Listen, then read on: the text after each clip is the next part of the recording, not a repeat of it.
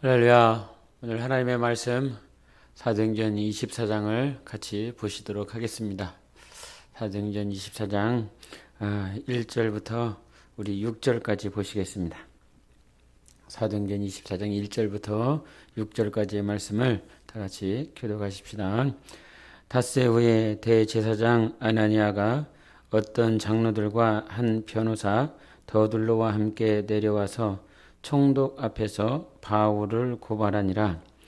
바울을 부르매 더둘로가 고발하여 이르되, 벨릭스 각하여, 우리가 당신을 힘입어 태평을 누리고 또 이 민족이 당신의 선견으로 말미암아 여러 가지로 개선된 것을 우리가 어느 모양으로나 어느 곳에서나 크게 감사하나이다.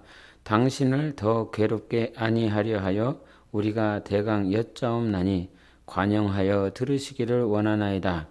우리가 보니 이 사람은 전염병 같은 자라 천하에 흩어진 유대인을 다 소유하게 하는 자요 나사렛 이단의 우두머리라. 그가 또 성전을 더럽게 하려 함으로 우리가 잡았사오니. 아멘. 여기서 등장하는 인물이 세 명이 등장합니다. 바울을 제외하고 벨릭스라고 하는 총독과 대제사장직을 감당하고 있었던 아나니와 또 그 아나니아와 함께 변호하기 위해서 왔었던 변호사 더둘로가 등장을 합니다. 총독은 벨릭스는 정치적인 인물이요 아나니아는 종교적인 인물입니다. 그 정치적 종교적 인물들이 병합하여서 오늘 사도 바울을 이렇게 같이 대적하는 그 모습들을 우리가 보게 되는데, 사도 바울이 왜 이와 같은 취급을 받아야 되는지, 그와 같은 대적자들이 어느 곳에서라도 가면 항상 나타나는지, 그 이유를 5절 후반부에 뭐라고 말씀하고 있냐면, 나사렛 이단의 우두머리라 이렇게 얘기를 하고 있습니다. 나사렛 그 이단의 우두머리. 이단도 나쁘지 않습니까? 이단이라고 하는 그 단어 자체는 굉장히 우리에게는 무서운 단어입니다. 제가 교회 개척을 하면서 출교라라고 하는 이 단어를 들어봤어요.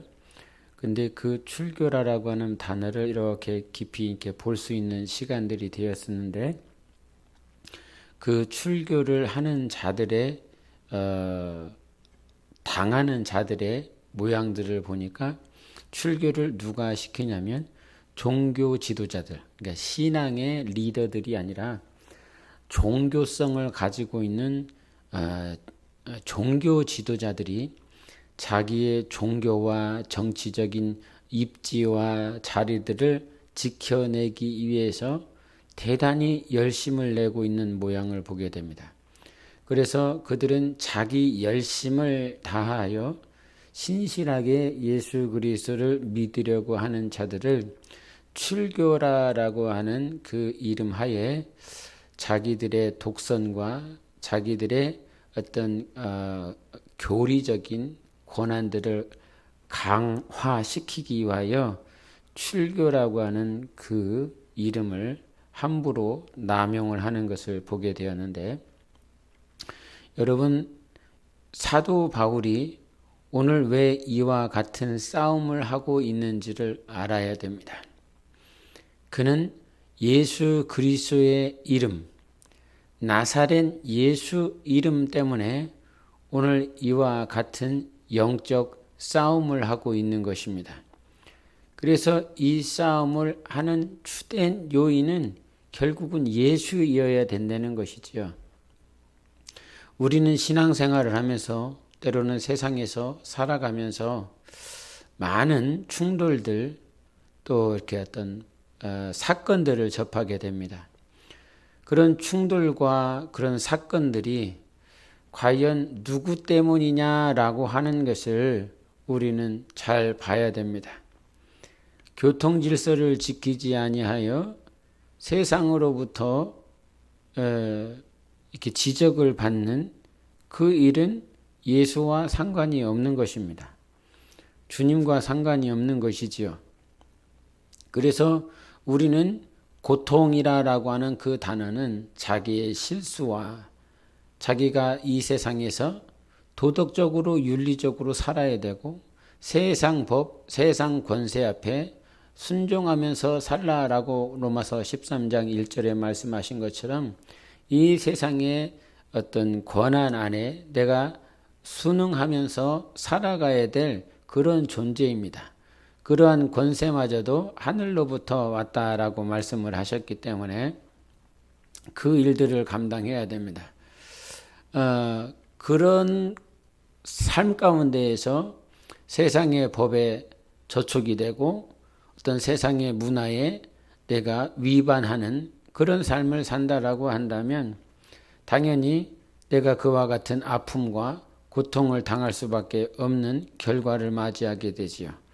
그런데 그것을 고통이라고 한다면 나사렛 예수 그리스도 때문에 내가 이단의 우두머리가 되고 이단의 어떤 그 일들을 이단자가라고 내가 세상으로부터 아니면 종교 지도자들로부터 욕을 먹어야 된다라고 한다면 나는 당연히 먹어야 된다라고 생각을 합니다.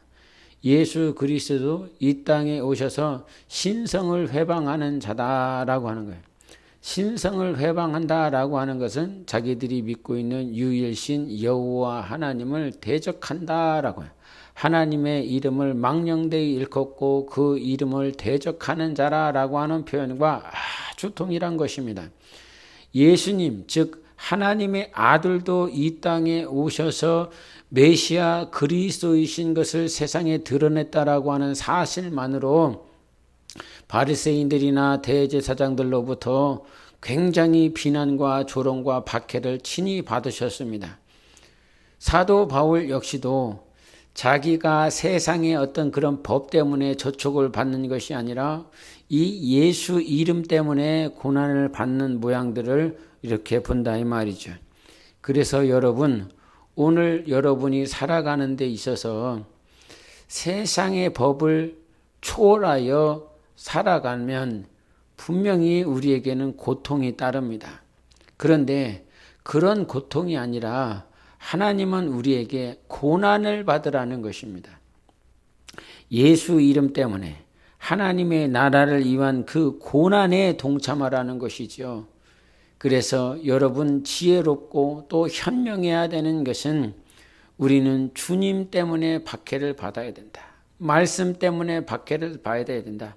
말씀 때문에 내가 이단이라고 이렇게 그런 비난을 받아야 된다면 나는 이게 기쁨이다 이죠. 마태복음 5장에도 정말 예수 이름을 위하여 하나님을 위하여 핍박을 받는 자는 복이 있는 자라고 그랬어요. 하늘에서 기쁨으로 충만한 자라라고 말씀을 해 주셨다 이 말이에요. 대학교 때 저는 대학교 때 예수를 믿었기 때문에 이 크리스찬 그룹, 크리스찬 어떤 친구들을 이제 대학교 가서 대학 때 예수를 믿었으니까 그렇게 대학교에서 크리스찬 친구들을 이렇게 만나게 되었습니다. 그러면서 이 성경에 그 당시에 어떤 이제 귀신과 축사와 관련된 그런 어떤 한창 그런 시즌, 영적으로 그런 시즌들을 제가 보내고 있었는데 그 당시에 이 대학에 예수를 믿었었던 같은 과나 어떤 이렇게 같은 그룹에 있는 공동체를 안에 있는 친구들, 학우들을 이렇게 만나게 돼서 간혹 이렇게 교제를 하다 보면 귀신에 대한 존재를 전혀 인정하려고 하지 않고 또 어떤 이들은 신앙생활이 10년, 15년 됐어요. 대학생이니까요.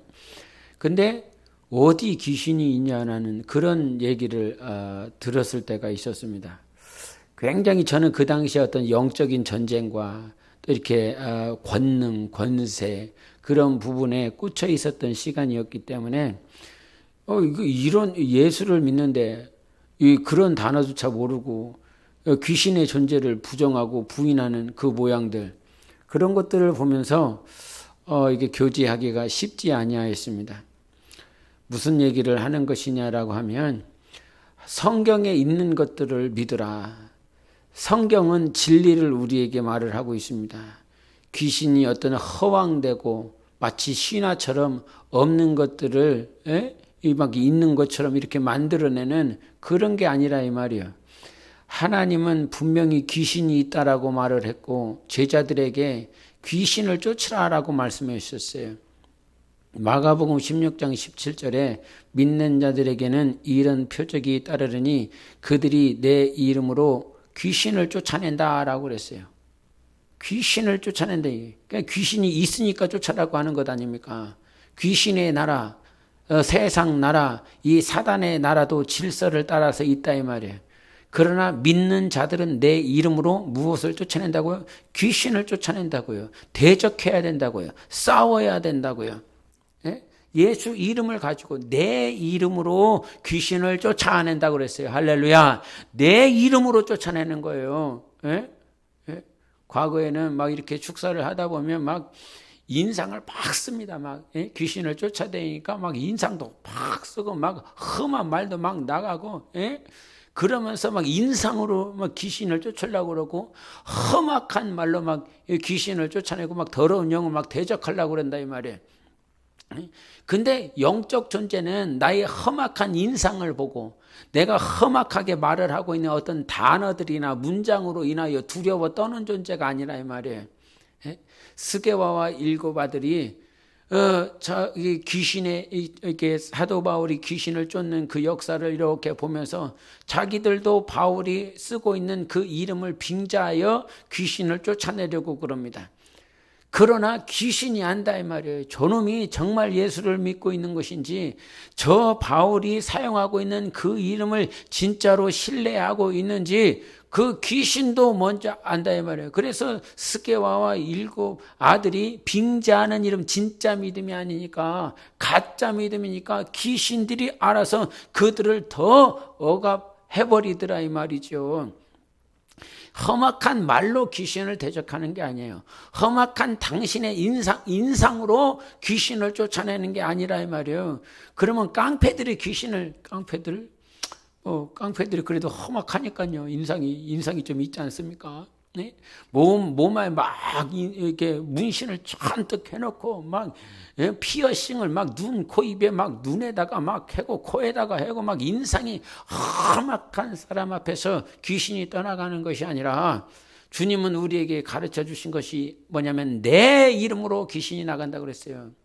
기도할 때에 내 이름을 의지하는 자들에게서 귀신이 떠나간다고 그랬어요. 내 이름을 믿는 자들에게서 귀신이 떠나간다라고 분명히 말씀하셨어요. 그래서 우리의 영적 생활은 항상 예수 안에 있어야 되는 것입니다. 사도 바울이 왜 대제사장 아나니아와 총독 벨릭스에게로부터 이와 같은 대우를 받아야 되냐 이 말이에요. 그가 어디에 있기 때문에 그래요? 바로 그리스도 안에 있기 때문인 것입니다. 예수 안에 있기 때문인 것입니다. 우리는 간혹 부족하고 연약하기 때문에 하나님의 말씀을 받고 또 성령의 감동 감화가 있고 막 그런다라고 할지라도 우리는 넘어질 때가 있어요. 엎어질 때가 있어요. 근데 이 엎어지는 것이 힘이 들고 어려우니까 또 엎어지고 좌절한 것이 창피스러울 때도 있고, 막 그런 어떤 범죄하고 세상 사람들이 알면 너무나 부끄러운 것들이 있어서 그냥 범죄하고 좌절하고 절망하는 것들을 어디 안에서 하려고 그러냐면 세상 밖에서 하려고 그런단 말이에요. 예수 밖에서 하려고 그런단 말이에요. 그러나 분명히 성경은 뭐라고 얘기를 하냐면 예수 안에 있어야 된다고 그래요. 예수 안에 있어요. 실패하는 것도 좌절하는 것도 예수 안에서 엎어지면 금방 일어날 수 있어요. 그러나 예수 밖에서 엎어지면 세상의 더러운 영들에 붙잡혀서 일어날 힘이 없다 이 말이에요. 우리는 어디 안에서 일어날 수 있어요? 예수 안에서 일어날 수 있어요. 우리가 잘 아는 로마서 8장 1절과 2절의 말씀이 있지 않습니까? 그러므로 그리스도 예수 안에 있는 자에게는 결코 정죄함이 없나니 그리스도 안에 있는 생명의 성령의 법이 죄와 사망의 법에서 우리를 해방시켰다라고 그랬어요. 누누이 얘기하지만 사망의 법이 우리를 잡는 것이 아니라 생명의 성령의 법이 주도권을 가지고 사망의 법을 철저하게 짓눌러야 되는 것입니다. 생명의 성령의 법이 우선해야 되고 주도권을 가져야 된다라고 하는 거예요. 근데 이 생명의 성령의 법에 이 전제 조건이 있어요. 앞에 이미 말을 했어요. 그러므로 그리스도 예수 안에 있는 자, 할렐루야. 예수 안에 있는 자에게 뭐가 효력이 있냐면 생명의 성령의 법이 있는 거예요. 곤고하다, 곤고하다, 곤고하다. 이 공고한 나를 누가 건져낼 수 있겠느냐라고 말을 했을 때에 첫 번째 조건이 무엇이냐면 분명하게 예수 그리스도 안에 있어야 된다는 거예요. 절대적으로 예수 그리스도 안에 있어야 된다. 그래야 생명의 성령의 법으로부터 건져지는 거예요. 아무리 유능하고 물질이 많고 지식이 많이 있다라고 할지라도 예수 그리스도 밖에 있으면 그것은 생명이 없어요. 성령의 법이 없어요. 영의 생각이 없어요. 영의 가르침이 없어요. 성령께서 이끄심이 없다 이 말이에요. 그리스도 밖에는. 우리가 생명의 성령의 법이 죄와 사망의 법에서 우리를 해방하였습니다. 이러한 결론이 도출되어지기 위해서 첫 번째 조건이 성립되어야 되는데 그것은 어디 안에서? 그리스도 예수 안에서. 우리 한번 하십시다. 나 영혼아 예수 그리스도 안에서 있자. 시작. 나 영혼아 예수 그리스도 안에 있자. 나 영혼아 예수 그리스도 안에 있자. 나 영혼아 예수 그리스도 안에 있자. 아멘. 반드시 그리해야 된다 이 말이에요. 그것이 절대적인 조건이에요. 첫 번째. 세상을 이기는 방법은 어디 안에서? 예수 안에서. 분명하게 그와 같이 이겨야 되는 것입니다. 두 번째, 이 사도 바울을 뭐라고 얘기를 하냐면 5절에 한 번만 더 읽어보십시다. 시작. 우리가 보니 이 사람은 전염병 같은 자라 천하에 흩어진 유대인을 다 소유하게 하는 자요 나사렛 이단의 우두머리라. 6절은 그가 또 성전을 더럽게 하려 함으로.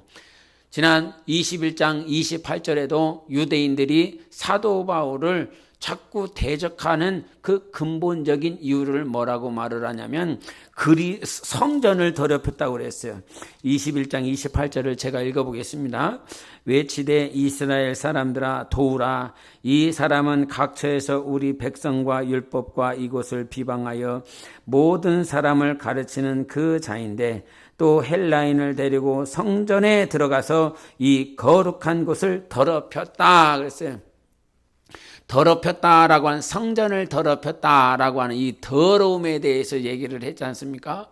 더럽다라고 하는 진짜 근원은 어디 있습니까? 이 유형의 건물을 더럽혔다. 헬라인이, 이방인이 이 건물에 들어갔기 때문에 성전을 더럽혔다. 이것이 아니라 이 말이요. 진정한 더러워지는 것은 우리 안에 성령 하나님께서 주인되지 못했을 때 그게 더러운 것이라 이 말이에요. 그래서 고린도전서 3장 16절 17절을 말하지 않습니까? 고린도전서 6장을 말하지 않습니까? 너희는 하나님의 성전이다. 성령이 너희 안에 거하시는 것을 알지 못하느냐? 이렇게 말씀하신 것이에요. 그래서 진짜 더러운 것은 하나님께서 우리 안에 주인 되지 못한 것을 이렇게 얘기를 한다 이 말이에요. 근데 이 종교 지도자들은 이 사도 바울을 전염병과 같은 자라, 바이러스를 이렇게 퍼뜨린다 이 말이죠. 여러분, 교회 안에 바이러스를 퍼뜨리는 존재들, 그런 존재들이 분명히 있습니다. 전염병. 여러분, 코로나 시대를 우리가 겪어봐서 알겠지만 이 코로나가 맨 처음에 들어왔었을 때에, 이 한국 땅에 들어왔을 때에 전부에게 다 전염병이 걸려 있습니까? 5천만 명에게 다 전염병이 걸려 있는 것입니까? 그것이 아니죠. 외부로부터 전염병이 1명, 2명 이렇게 들어오는 거예요. 그 한 명, 두 명과 접촉된 자에게 전염병이 걸리고 또 그 한 명, 두 명과 접촉한 사람이 또 걸리고 또 걸리고 또 걸리고 나중에는 기하급수적으로 이 전염병이 어떤 사회든 가정이든 국가든 그것들이 전염병이 퍼진다 이 말이에요. 여러분 이 영적인 것들을 잘 알아야 되는 것입니다. 교회 내에도 전염병과 같은 그 일들을 막 퍼뜨리는 자가 있어요. 그것이 무엇이냐면 교회를 사랑하는 것 같지만 교회에 대한 단점들을 이렇게 한두 가지씩 이렇게 얘기를 한다 이 말이에요. 분명히 교회는 말을 하지만 교회는 완성된 곳이 아니에요. 이 땅의 교회는 완성된 곳이 아니다. 이 교회, 이 땅의 음부 가운데 있는 교회는 누가 공격을 하는 곳이에요? 원수가 공격하는 곳이에요. 사단이 공격하는 곳이에요. 그렇기 때문에 이 연약한 자들이 모여서 사단의 공격을 예수 이름으로 대적하고 승리하고 다듬어지는 것이 바로 교회인 것입니다. 그래서 교회를 정말 이 교회가 하나님의 교회가 되기 위해서 첫 번째 해야 되는 것은 교회를 여러분 사랑하셔야 됩니다. 정말 날마다 어떤 이렇게 얘기를 하지만 목사가 교회를 사랑해야 된다라고 말을 하면 이게 뭐 우리 교회는 뭐 그런 분들이 없을 것 같아요. 이렇게 없을 것 같은데 정말 이렇게 높아심에 하는 말이에요. 목사니까 저런 얘기를 하는구나. 그게 아니라 이 말이에요. 그렇게 들리면 지금 여러분이 영적 상태가 지금 좋지 않은 것을 반증하는 것이라 이 말이에요. 교회를 정말 사랑해라. 예? 교회를 세우는 것이 바로 하나님의 나라를 세우는 거예요. 때로는 제가 이렇게 목회를 하기 때문에 저희 교회 안에 들어오셨다가 교회의 어떤 부족한 부분들, 연약한 부분들이 있어서 이렇게 또 다른 교회로 가시는 분들이 있어요. 그렇게 가시면 이게 기도해주고 이렇게 보낼 때가 있습니다. 많은 시간들을 함께 했고 교제를 했고 또 이렇게 부단히 있게 또 주님을 사랑하는 모양들이 있었죠. 그래서 이렇게 가시는 분들을 잊을 수가 없어요. 잊어버리지가 않아요. 잊을 수가 없는 거예요. 같이 한 시간들이 있기 때문에 눈물을 뿌리고 같이 웃으면서 또 이렇게 한 방향으로 갔었던 시간들이 있었기 때문에. 그러나 이렇게 다른 교회로 이제 부족해서 이렇게 가신다고 하시면 정말로 기도를 해줘서 이렇게 보낸다 이 말이에요. 그리고 저는 하나님 앞에 다짐하고 또 기도하는 것은 무엇이냐면 저 영혼을 사랑하지만 정말 저 영혼을 정말 내가 이렇게 함께 했었지만 내 생각과 내 마음을 거기서 확 이렇게 끊으려고 그럽니다. 왜냐하면 내가 저를 생각하고 있으면 내가 저에게 막 마음과 생각을 빼앗기고 있으면 하나님께서 내게 맡겨주신 한 목자와 한 우리 안에 있어야 된다라고 말하지 않습니까? 요한복음에 우리 요한복음 10장을 잠깐 보세요. 요한복음 10장 같이 읽어보시겠습니다. 10장 16절 시작. 또 이 우리에 들지 아니한 다른 양들이 내게 있어 내가 인도하여야 할 터이니 그들도 내 음성을 듣고 한 무리가 되어 한 목자에게 있으리라 라고 말씀하셨어요. 여기서 말을 하고 있는 한 무리와 한 목자의 진짜 의미는 유니버셜한 그 목장을 얘기하는 거예요. 한 무리를 얘기를 하는 거예요. 그리고 한 목자는 누구겠습니까? 우리의 목자는 선한 목자이신 우리 주님밖에는 없어요. 그런데 저는 그 목자 역할을 하는 사람이에요. 수많은 포도원들이 있습니다. 수많은 어떤 목장이 있습니다. 그 가운데 한 목장을 제가 감당을 하고 있는 것이죠. 그런데 이 내게 맡겨주신 이 목장에 최선을 다해야 되거든요. 이 목장에 있는 이 영혼들, 양떼들에게 내가 최선을 다해야 되거든요. 그러나 이렇게 부족하고 연약한 모양들 때문에 마음이 아파서 다른 교회로 가시는 분들에 대해서는 내가 함께 한 시간들이 있지만 빨리 내가 잊으려고 그런다 이 말이에요. 왜? 내게 맡겨주신 양떼가 있으니까요. 내가 살펴야 될 양은 바로 이 한 무리 안에 있는 이 영혼들이지 이렇게 가신 분들이 아니라 이 말이에요. 이것이 너무 이렇게 그렇게 들릴지 모르겠지만은 이것이 실제적인 거예요. 나는 내게 맡겨주신 양들을 봐야 돼요. 내게 허락하신 이 양떼들을 한단 말이에요. 그래서 나는 내게 맡겨주신 이 교회를 사랑하려고 그럽니다. 여기만 교회라는 말이 아니에요. 여기만 교회라는 말이 아니에요. 하나님께서 내게 갈라디아 교회를 허락해 주셨다면 그 갈라디아 교회에 최선을 다해야 돼요. 에베소 교회를 맡겨주셨다면 그 에베소 교회를 최선을 다해야 돼요. 고린도 교회를 맡겨주셨다면 고린도 교회를 최선을 다해야 되는 거예요. 이것이 내가 사는 날 동안 해야 되는 것이 부족하고 연약하지만 내 마음이 그렇다 이 말이에요. 그래서 나는 하나님이 맡겨주신 교회를 사랑하는 것입니다. 다른 교회도 보편적으로 사랑하는 거예요. 다른 교회, 다른 지역, 다른 나라에 있는 하나님의 교회는 보편적으로 사랑하는 거예요. 그러나 내가 아가페로서 사랑해야 돼. 다른 교회도 다 아가페로서 사랑해. 이 의미를 여러분이 곡해하지 않을 거라 생각을 해요. 오해하지 않을 거라 생각해요. 내 전심전력 다하여 아가페로서 사랑해야 될 용어는 바로 여기 있는 것이지요. 그래서 여러분, 전염병이 들어오는 것은 무엇이냐면 내가 전심전력으로 내게 맡겨주신 또 내가 하나님께서 나를 부르신 이 교회를 사랑하지 못하면 어느 순간 전염병이 다 퍼지게 되어 있습니다. 여러분도 잘 아시는 김동호 목사님이 계시죠. 지금은 이제 암에 걸리셔서 항암 치료하시면서 많이 어떤 고단한 시간들을 보내고 계시는데 그 목사님 앞에 어떤 한 성도가 질문을 하더라 이 말입니다. 어떤 질문을 하냐면 자기 교회에는 성도들도 많고 재정적으로 이렇게 별 문제가 없더라 이 말이에요. 그런데 내가 10의 1조를 여기다 해야 될까 말아야 될까 고민이 됩니다. 내가 10의 1조를 하는 것이 이 교회에 하는 것이 맞습니까? 안 맞습니까? 이런 질문을 하더라는 거예요. 근데 그분이 대답을 어떻게 하냐면 11조는 당연히 자기가 섬기는 교회에 해야 되는 것입니다. 이거는 보편적인 가르침이니까요. 그렇게 10의 1조를 자기가 섬기는 교회에 하는 것이 맞습니다. 그런데 제가 그분에게 하는 말이에요. 대답으로 해주는 것이. 그런데 내가 여기에서 더 추가하고 싶은 것이 무엇이냐면 지금 10의 1조를 이 교회에다가 내야 되느냐, 저 교회에다 내야 되느냐, 이런 문제를 가지고 고민하기 전에 먼저 해야 될 것이 있어 보입니다.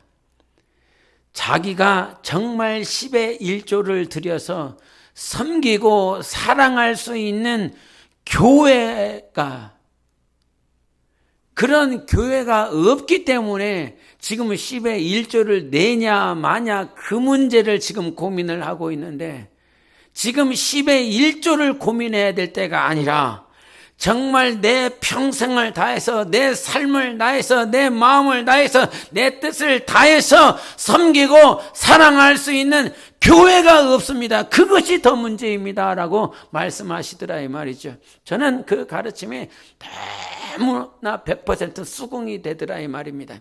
물질의 문제를 가지고 지금 염려하기 전에 내 삶의 문제를 가지고 염려하기 전에 내 평생 이 땅에 70년 80년 살아가고 있는 이때에 내 목숨과 내 마음을 다하여 섬기고 싶은 교회냐라고 물어봐야 된다 이 말이에요. 예? 맞습니다. 한국교회의 문제점이 있죠. 목회자들의 문제점이 있죠. 성도들의 문제점이 있죠. 완벽하지 않다 이 말입니다. 온전하지 않다 이 말입니다.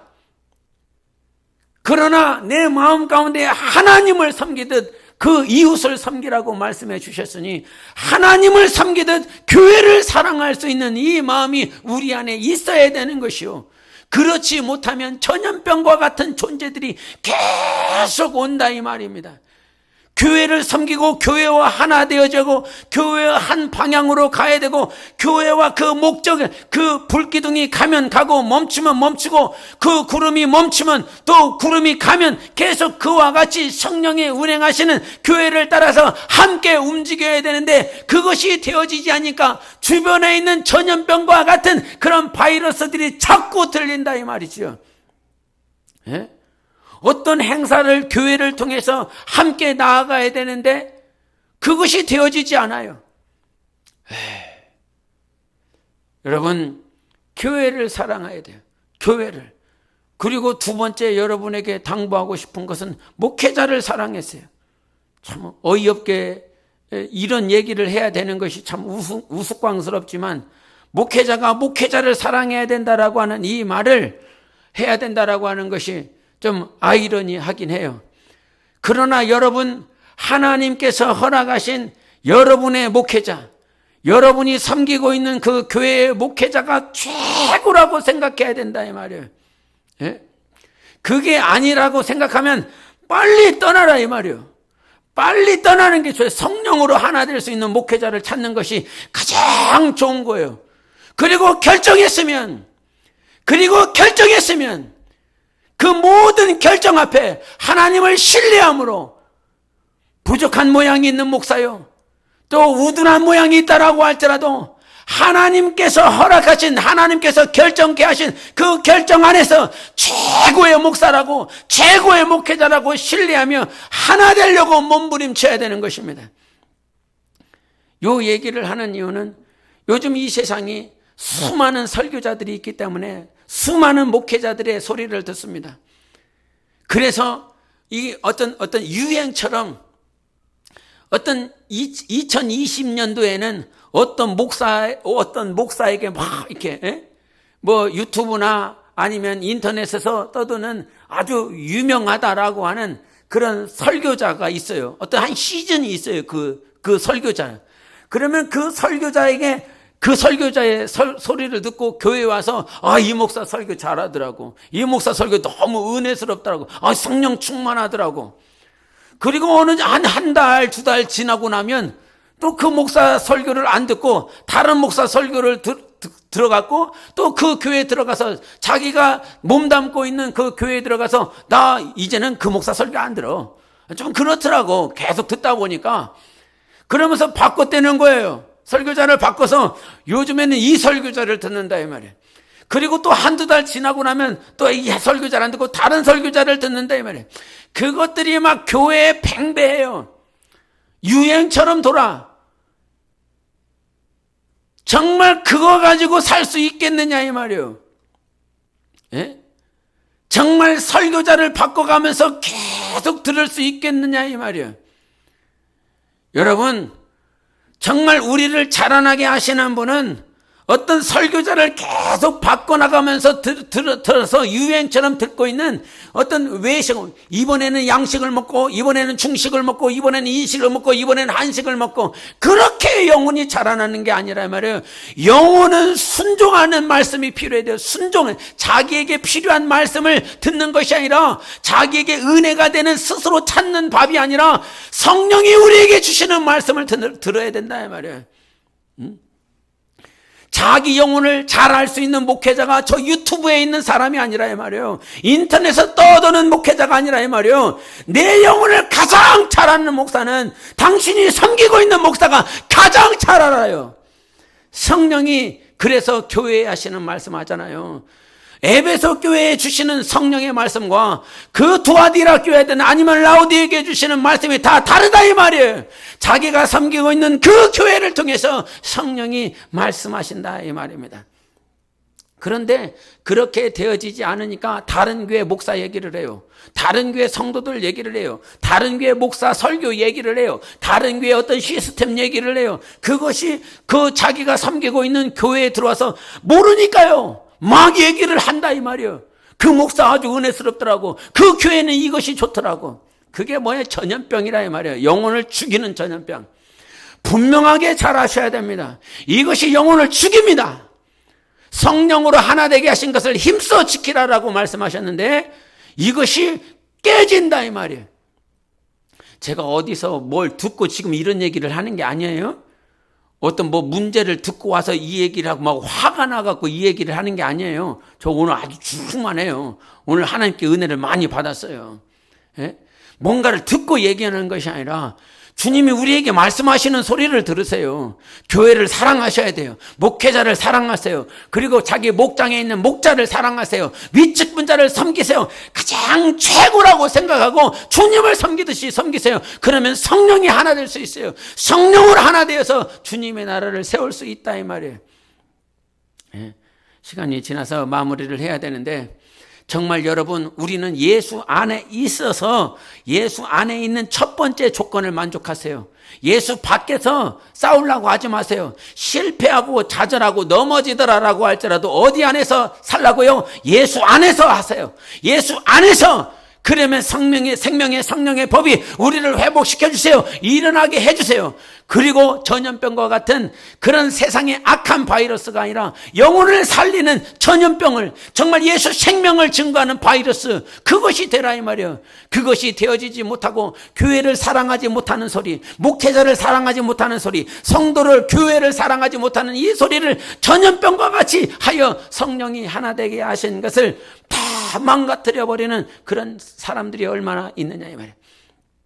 여러분, 다시 한번 여러분에게 권면합니다. 교회를 사랑하는 자가 되십시오. 목회자를 사랑하는 자가 되십시오. 정말 최고라고 인정하고 성령이 주신, 성령이 부르신 그 자리에서 어떻게 해서든지 성령으로 하나 되어 하나님께 영광을 올려드리는 거룩하고 복된 영혼 되시기를 예수 이름으로 축원합니다. 기도하십시다. 하나님 아버지, 오늘도 내가 예수 그리스도 안에서 성령으로 하나 되게 하여 주시옵소서. 주님께서 허락하신 이 교회를 통하여 성령이 하나 되게 하신 그 일들을 감당할 수 있도록 예수의 치고 기도하시겠습니다. 예수여, 오늘도 살아계신 하나님 아버지, 우리를 인도하여 주시니 감사합니다. 주께서 허락하신 교회를 더욱더 사랑하게 하여 주시옵소서. 모든 문제와 상황들마다 우리 하나님을 더욱더 사랑하며 교회를 사랑하는 자가 되게 도와주시옵고, 우리 하나님께서 보내주신 이 자리에서 성령으로 하나 되게 하신 것을 힘써 지킬 수 있도록 도와주시옵소서. 세상의 소리나 또 세상의 모양들을 말하지 아니하고 어떻게 하면 하나 될 것인가를 더욱더 기도하고 주님께 무릎 꿇며 승리하는 우리 모두가 되어질 수 있도록 축복하시고 역사하여 주시옵소서.